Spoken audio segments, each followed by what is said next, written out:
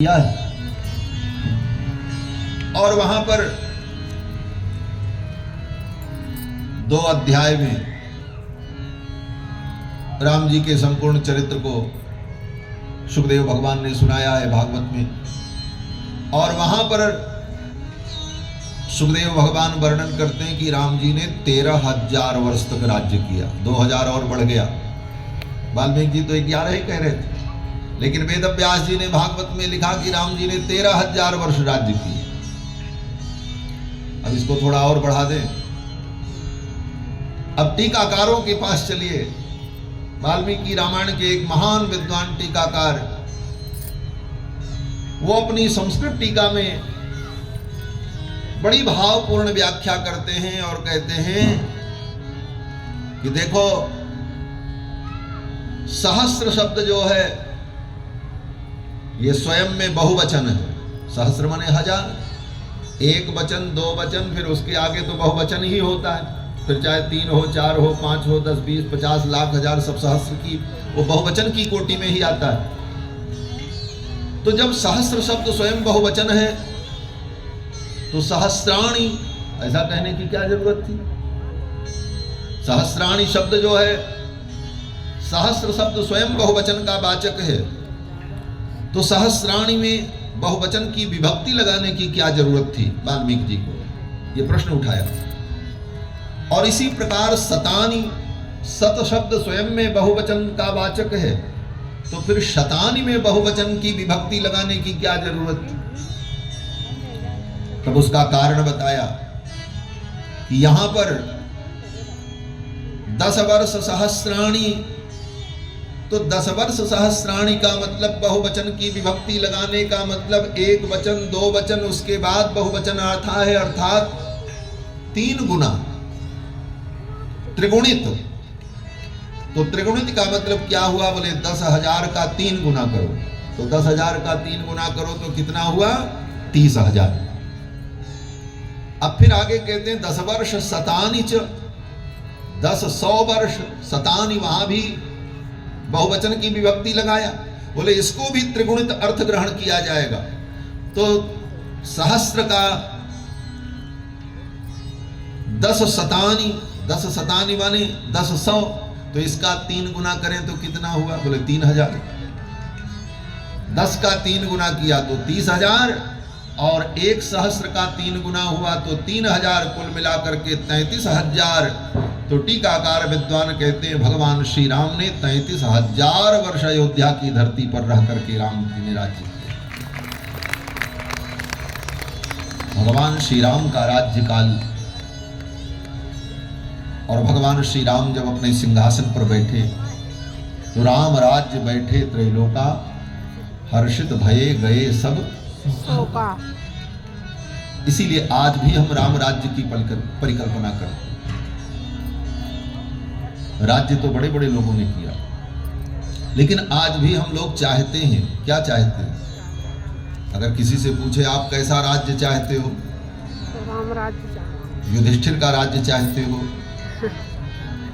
कि भगवान कृष्ण का राज्य चाहते हो, कि राजा हरिश्चंद्र का राज्य चाहते हो, कि बाबर का राज्य चाहते हो, किसका राज्य चाहते हो? तो हर प्राणी यही कहेगा हम तो राम राज्य चाहते। राम राज्य।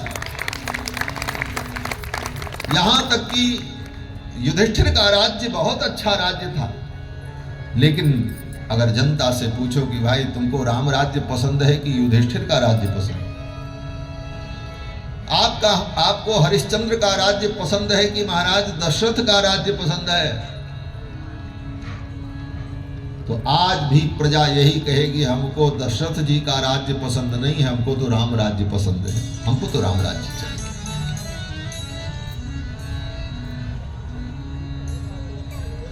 और वाल्मीकि रामायण में भी ये प्रसंग आएगा। दशरथ जी के सामने ही अयोध्या की प्रजा ने राम जी से कहा, वो दशरथ जी से कहा, दशरथ जी अपनी सभा में बैठे थे, तो दशरथ जी ने कहा कल मैं अपने पुत्र राम को युवराज पद पर अभिषिक्त करना चाहता हूं। आप सब लोगों की क्या इच्छा है? प्रजा से पूछा। तो प्रजा के लोग बड़े प्रसन्न हुए और सभी लोगों ने दोनों हाथ ऊपर उठाया और कहा, महाराज आपने तो हमारे मन की बात कह दी, हम तो यही चाहते, लेकिन आपके संकोच के कारण हम कह नहीं पा रहे थे। कैसे आपके सामने कहें कि आप गद्दी छोड़ दो और मेरे राम को बैठा दो? क्या चाहते थे? प्रजा के लोगों ने कहा, इक्षामो ही महाबाहुम रघुवीरम महाबलम गजेन महतायांतम रामम क्षत्रा व्रताननम। प्रजा के लोगों ने कहा, हम सब की यही इच्छा है कि महाबाहु, इक्षामो ही महाबाहुम रघुवीरम महाबलम।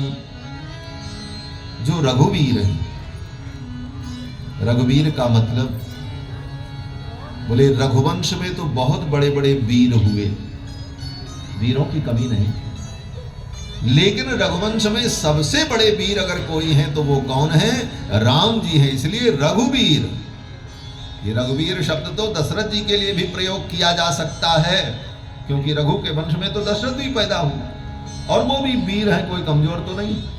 और दशरथ जी कितने वीर हैं? बोले दशरथ जी महाराज इतने बड़े वीर हैं कि उनकी वीरता का एक उदाहरण आपको केवल बताएंगे। एक दिन दशरथ जी महाराज स्नान करके सरयू जी में संध्या वंदन कर रहे थे। उसी समय रावण आया। रावण को यह पता था कि रघुवंश में कोई पुरुष पैदा होगा जो मेरा शत्रु होगा। तो रघुवंश में कोई वीर पैदा हो तो रावण एक बार उससे दो हाथ करने के लिए जरूर आता था। पुराणों में वर्णन है, महाराज अज से भी लड़ने आया, महाराज युवनाश्व से भी लड़ने आया, क्योंकि रावण भी 27 चौकड़ी से राज्य कर रहा था, आज का तो थोड़ी था। तो दशरथ जी महाराज का जब राज्याभिषेक हुआ तो रावण आया कि चलो देख लें इनके कितना बल है, कहीं यही मेरा शत्रु न हो। रावण आया तो पता चला रावण को दशरथ जी महाराज महल में नहीं है, वो सरयू स्नान करने के लिए गए। रावण पहुंच गया सरयू स्नान करने। दशरथ जी महाराज ने सरयू स्नान किया और सरयू स्नान करके कमंडलू में जल लेकर देवाराधन के लिए निकल रहे थे।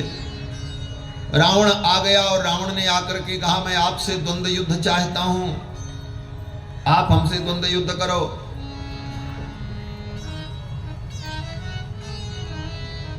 तो पहले तो दशरथ जी ने मना किया, बोले देखो तुम ब्राह्मण हो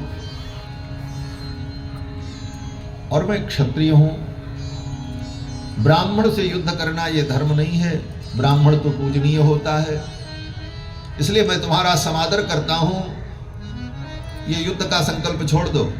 रावण ने कहा, नहीं, मैं युद्ध करने की लालसा से ही आया हूं, और अगर आप मुझे ब्राह्मण मानते हैं तो मैं आपसे युद्ध की भिक्षा मांगता हूं, आप मुझसे युद्ध करने की भिक्षा मुझे प्रदान करो।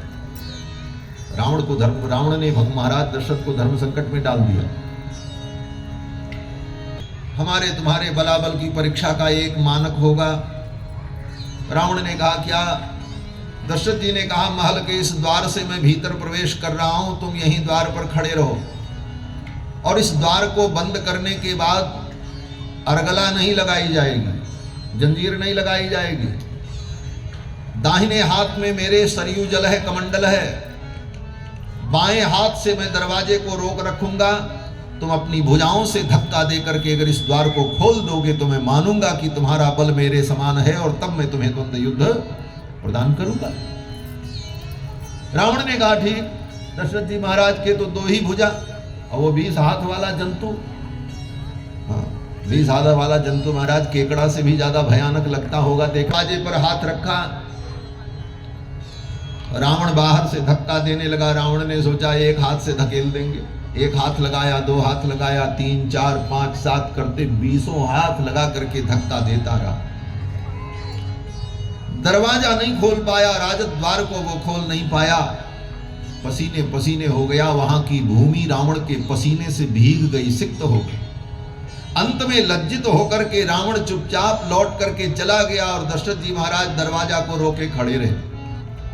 जब बहुत देर हो गई, कोई हलचल समझ में नहीं आई, तो महल के द्वार पर ऊपर जो सेवक खड़े थे, संतरी सिपाही लोग सुरक्षा में, दशरथ जी ने उनसे पूछा कि वो बाहर वो 20 हाथ का जंतु जो था वो गया कि है? सेवकों ने कहा महाराज वो तो कब का चला गया।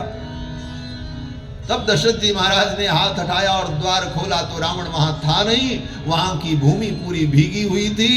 दशरथ जी महाराज ने सेवकों से पूछा ये भूमि कैसे भीग गई? सेवकों ने कहा महाराज ये रावण के शरीर से जो पसीना निकला उस पसीना से ये भूमि भीग गई है। ये दशरथ जी का बल है।